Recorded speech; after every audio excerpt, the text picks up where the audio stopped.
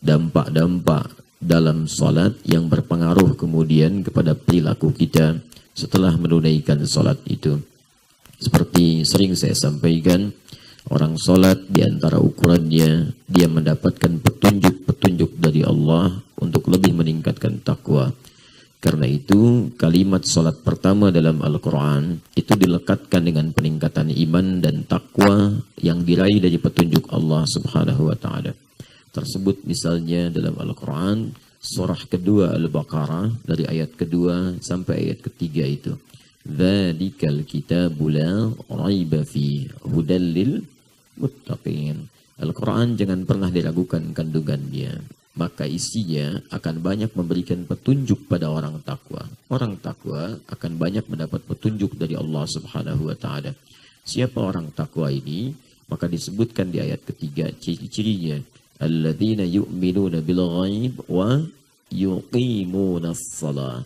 Syarat pertama, dia beriman kepada Allah. Lalu dia buktikan imannya dengan menunaikan salat dengan sungguh-sungguh, dengan serius.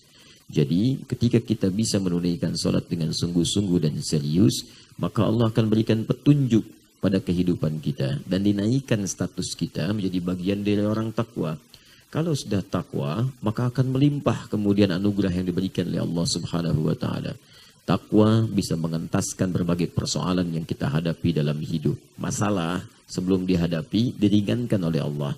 Itu disebutkan dalam Al-Quran surah ke-65 di akhir ayat kedua, di awal ayat ketiga. Wa may yattaqillaha yaj'al lahu makhraja.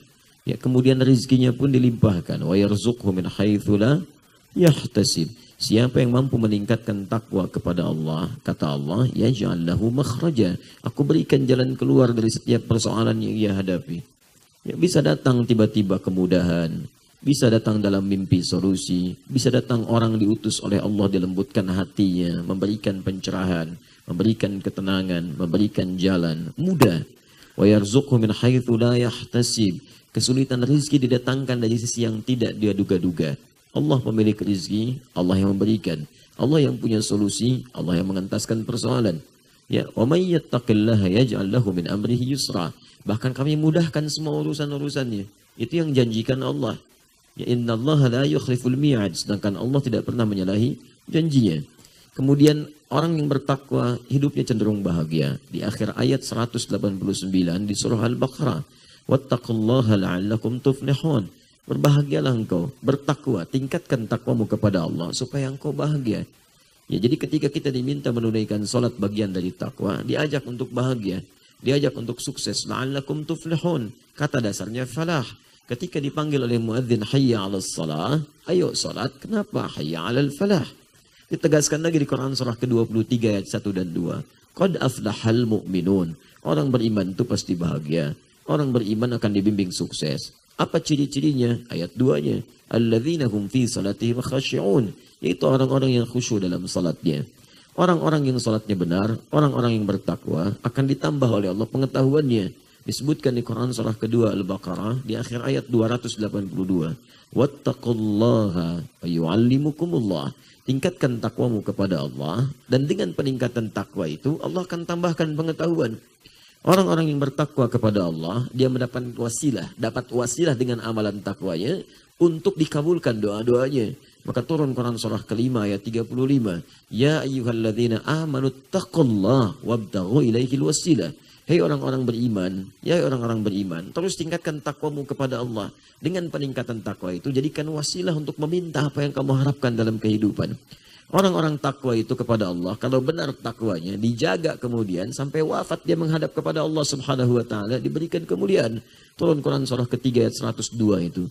Ya ayyuhalladzina amanu taqullaha haqqa tuqatih wa la tamutunna illa wa antum muslimun. Jadi mudah-mudahan dengan kita menunaikan salat dengan benar itu, kebahagiaan diberikan, kesuksesan mudah untuk diraih, persoalan dientaskan, rizki dilimpahkan, ketenangan dihadirkan, ilmu ditambahkan kepada kita semua. Nah, di antara ciri orang-orang yang benar salatnya itu adalah orang yang berusaha mengamalkan setiap tuntunan dalam salatnya. Kita dituntun dalam takbir, dituntun supaya enggak sombong, jadikan Allah yang paling besar. Dalam kemudian iftitah dituntun supaya banyak bertobat, koreksi kesalahan. Itu yang maknanya Allahumma ba'id. Ya, serahkan diri kita pada Allah, jaga ketentuan Allah. Itu yang disebutkan dalam wajah tuh. Ya, dalam Al-Fatihah dibimbing supaya mendekat kepada Allah. Jangan lupa ibadah, iyyaka na'budu, minta pada Allah, wa iyyaka nasta'in. Jangan minta kepada hal-hal yang dilarang oleh Allah. Dalam ruku kita dituntun untuk mengagungkan Allah subhana rabbiyal azim. Ya, dalam i'tidal kita diminta untuk selalu mendengar taat kepada Allah, memuji Allah. Ya, sami'na wa ata'na, sami'allahu liman hamidah. Sadar bahwa Allah mendengar semua perbuatan kita. Puji Allah dalam setiap kebaikan. Dalam sujud dituntun semua tuntunan-tuntunan, termasuk dalam bacaan sholat. Karena itu saya sering katakan kalau sholat berjamaah, itu bacaan-bacaan imam selalu memberi petunjuk aktual kepada kita. Tadi 46 Al-Ahqaf itu. Sekitaran 17 tadi. Berbagai hal disampaikan di situ. Di antaranya apa? Perbaiki diri kita. Selalu bersyukur kepada Allah supaya hidup kita ringan. Orang yang pandai mengeluh hidupnya berat. Tapi orang yang pandai bersyukur dengan nikmat Allah, nikmat mata sehat, nikmat telinga bisa mendengar, ya, nikmat harta yang disyukuri. Bersyukur membuat diri kita tenang. Rabbi auzi'ni an ashkura ni'mataka allati an'amta 'alayya. Rahmukallah. Kedua, jangan lupakan bakti pada orang tua. Ya, ibu yang melahirkan Anda, memberikan ASI pada Anda, merawat Anda, ayah Anda yang berjuang luar biasa. Kita taunya cuma dapat, gunakan, dapat, gunakan. Maka tingkatkan bakti kepada kedua orang tua kita. Jangan sampai juga datang ke kajian, tapi punya, maaf, persoalan yang belum selesai dengan orang tua. Kata-kata yang kasar, kalimat-kalimat yang buruk. Karena itu setelah mengatakan, an'amta 'alayya wa 'ala walidayya wa an a'mala shalihan tarda. Ketiga, cepat kumpulkan amal soleh sebelum wafat. Cari yang baik-baik. Lisan berkata yang baik, telinga mendengar yang baik, kaki melangkah pada yang baik. Kumpulkan amal soleh. Ya, jadi yang pertama tadi, banyak bersyukur. Kedua, tingkatkan bakti pada orang tua kita. Ketiga, perbaiki diri kita untuk mengumpulkan amal soleh. Taradahu yang Allah ridhai. Ini halus tapi dalam. Ya, seakan-akan Allah ingin menyampaikan pesan, yang banyak beramal soleh pun, perbaiki juga. Supaya lebih ikhlas. Jangan-jangan beramal soleh, tapi Allah nggak ridha. Banyak contohnya. Di antara orang sholat ada yang celaka. Fawailul lil musallin. Alladzina hum an salatihim sahun. Alladzina hum yura'un. Wa yamna'unal ma'un. Di orang sholat pun ada yang celaka. Apalagi yang nggak sholat. Ya. Orang sholat pun ada yang celaka. Apalagi yang tidak sholat. Demikian cara berpikirnya. Jadi jangan disalahgunakan. Ngapain sholat celaka? Salah gitu. Cara berpikirnya keliru. Siapa yang celaka itu? Bukan semua orang sholat. Yang punya persoalan dalam sholatnya. Ria. Ria itu masalah. Infak ria batal. Quran surah kedua ayat 264.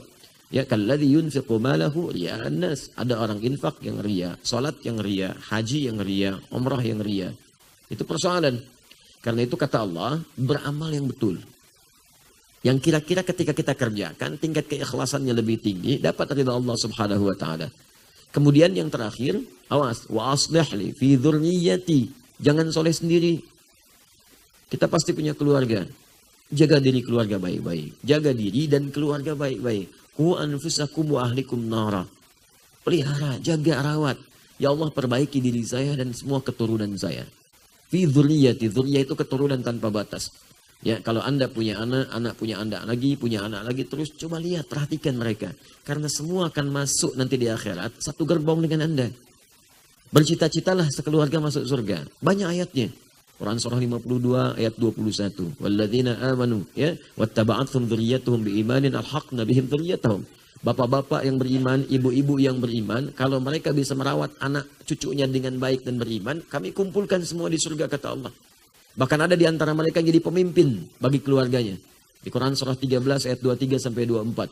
Jannatu 'adnin yadkhulunaha wa man salaha min abaihim wa azwajihim wa dhurriyyatihim wal malaikatu yadkhuluna 'alaihim min kulli babin salamun 'alaikum bima sabartum fa ni'ma 'uqbad dar. Ya, ada orang saleh kata Allah yang nanti diparadekan saat masuk surga. Jadi lewat surga Aden dulu dan dia boleh masuk ke setiap pintu surga, disambut oleh semua malaikat di setiap pintu surga. Ya, dengan siapa masuknya? Wa man salaha min abaihim. Ternyata dia membawa bapak ibunya yang saleh. Dia ada anak yang dipersiapkan oleh bapak ibunya menjadi pangeran surga. Ya, maksudnya pemimpin keluarganya saat masuk surga. Jadi bapak ibunya digandeng, Pak. Bu, coba siapkan. Ya, kalau digandeng urusan dunia, senangnya di dunia. Begitu meninggal selesai. Tapi kalau Anda siapkan dunia akhirat, jadi dunianya baik, akhiratnya mulia. Begitu di akhirat kemudian diumumkan, semua penduduk langit dan bumi menatap orang-orang ini. Jadi anak berhasil dididik oleh bapak ibunya, lalu kemudian menggandeng bapak ibunya ke surga. Wa azwajihim, dan pasangannya. Jadi kalau dia perempuan menggandeng suaminya laki-laki. Kalau laki-laki menggandeng perempuan istrinya. Wa dzurriyyatihim, dan kemudian juga membawa anak cucunya di belakang. Sekeluarga besar. Ya, wal malaikatu yadkhuluna 'alaihim min kulli bab. Dan malaikat menyambut mereka di setiap pintu surga. Salamun 'alaikum bima sabartum, mengucapkan selamat. Selamat sabar saat di dunia. Di sabar Bu, Pak, merawat anak sabar. Ya, kirim mereka ke pesantren sabar. Kirim mereka ke halaqah Quran sabar. Nanti panennya belakangan. Panen itu nggak ada yang di depan. Panen itu di belakang. Nanam padi itu susah dulu awalnya. Tanam benih dulu, bersihkan dari hama. Kadang-kadang sebagian harus datang melihat, ya. Kadang-kadang harus nungguin, ada ular, ada burung, ada tikus, dan macam-macam. Ya demikianlah ketika Anda menginginkan anak Anda jadi penghafal Al-Quran. Kadang-kadang ada malasnya, capeknya, lelahnya, ada ngadunya, sabar. Karena itu kalimat pertama dari malaikat menyambut para ahli surga, kalimatnya salamun alaikum bima sabartum. Selamat karena Anda sabar. Sabar tadi malam kalau tahajud. Sabar kalau ada hujan. Ya, hujan gerimis, sabar. Hujan deras, sabar. Sabar kalau nggak dapat sab pertama. Sabar kalau nggak kebagian sarapan habis kajian. Sabar. Sabar kalau antri, sabar. Ya, sabar kalimat dengan mengandung dengan kebaikan. Innallaha ma'as sabirin. Allah bersama orang-orang sabar. Tapi sabar itu bukan diam. Sabar itu merespon sesuatu dengan cara yang baik. Ya, bukan diam. Sabar, nungguin, gak pernah antri, sabarlah, ya gak kebagian. Ya, jadi sabar itu merespon dengan cara yang baik, dengan kata-kata yang lembut, sabar. Nah itu amanat di salat subuh yang kita dengarkan dengan kalimat-kalimat indah, bacaan yang sangat bagus dibacakan oleh imam kita tadi. Semoga Allah menjaga imam kita, memberikan kemuliaan para imam-imam yang ikhlas, dan semoga insya Allah bacaan itu menjadi hujjah ketika kembali kepada Allah di hari kiamat nanti insya Allah.